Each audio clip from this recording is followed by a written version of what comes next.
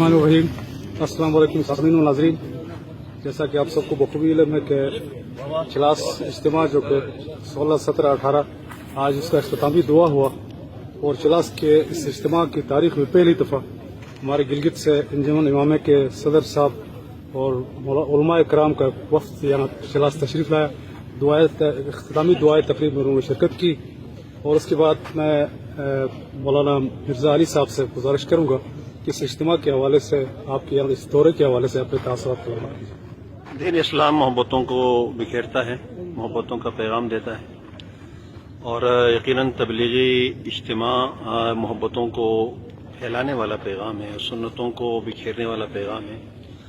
تو یقیناً ان سنتوں سے اپنے آپ کو مستفیض کرنے کے لیے اور محبتوں کے پیغام میں اپنا حصہ ڈالنے کے لیے